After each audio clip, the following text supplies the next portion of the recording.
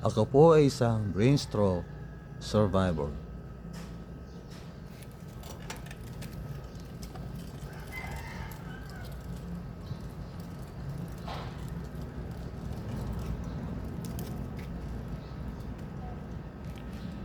Na ngayon ay PWD, Person with Disability. Siya nga pala, ang pangalan ko po ay William Mobile Gumilang Jr., taga Villasis, Pangasinan, Pilipinas.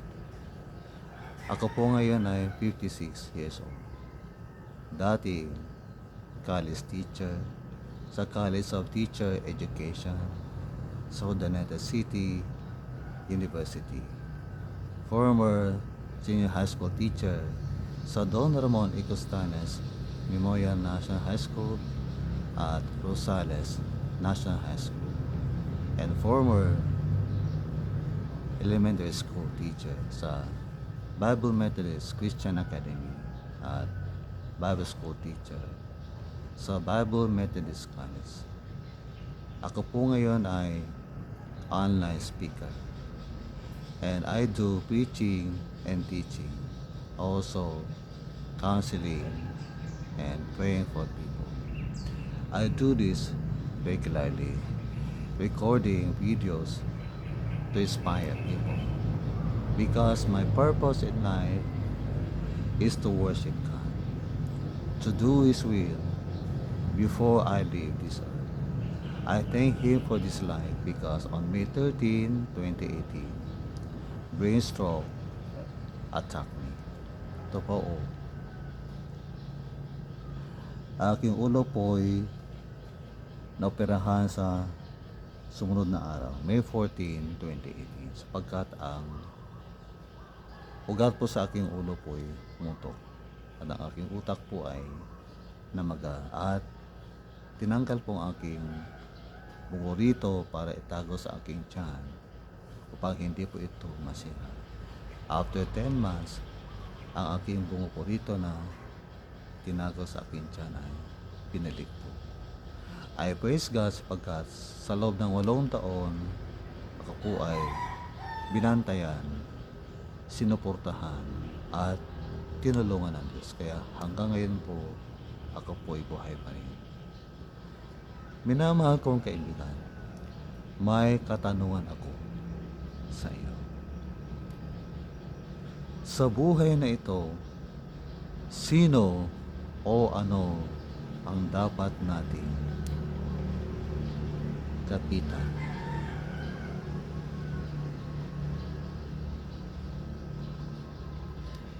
Ito ba ay pera o kayamanan, kalakasan? Malaki ang muscles mo, dahil dito nagkakapera ka. Ito ba ay posisyon, mataas ang pwesto mo sa trabaho? Ikaw ay school head, master teacher, principal, presidente ng kumpanya, kagawad ng barangay, punong barangay, konsihal ng bayan, vice-alkalde, alkalde, board member, governor, congressman, senador, vice president, president, leader ng anumang organisasyon. I tell you po, hindi po kayo forever na nasa itaas po, sapagkat ang inyong pwesto po, posisyon ay may katapusan. O ikaw ba ay nagtitiwala sa isang kaibigan at ay buhay pa siya, ikaw ay maligaya? Kanino ka umaasa, kaibigan? Ikaw ba ay umaasa sa karangalan o kasikatan? Ikaw ay pinapalakpakan ng mga tao. Pak, pak, pak, pak, pak, pak, pak. Yeah. O ikaw ay umaasa ngayon sa iyong lakas. Ikaw ay umaasa sa iyong kalakasan. Shh. Magandang iyong katayuan sa buhay. Pero pakinggan mo ito. Ang pera ay sandigang may katapusan. Ang pera ay sandigang may katapusan. Ito ay di permanente, di mananatili. Ang posisyon ay sandigang may katapusan. Ang posisyon ay sandigang may katapusan. Ito ay di permanente, di mananatili. Ang karangalan ay sandigang may katapusan. Ang karangalan ay sandigang may katapusan. Ito ay di permanente, di mananatili. Ang talino ay sandigang may katapusan. Ang talino ay sandigang may katapusan.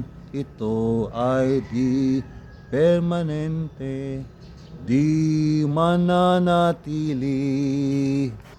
Ang lakas ay sandigang may katapusan. Ang lakas ay sandigang may katapusan. Ito ay di permanente, di mananatili. Ang trabaho ay sandigang may katapusan. Ang trabaho ay sandigang may katapusan. Ito ay di permanente, di mananatili. Ang kagandahan ay sandigang may katapusan. Ang kagandahan ay sandigang may katapusan.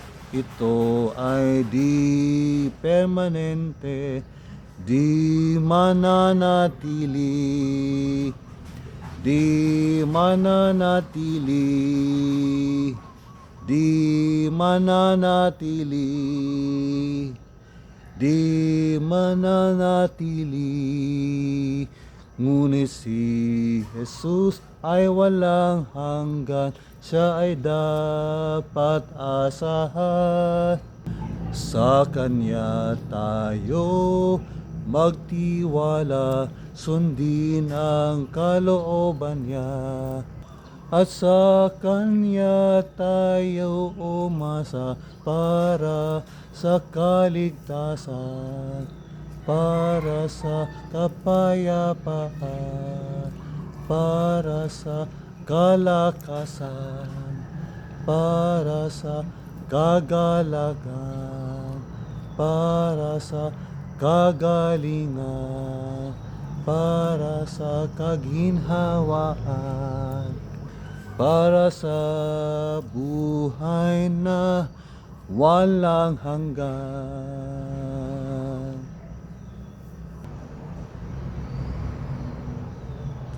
Amen.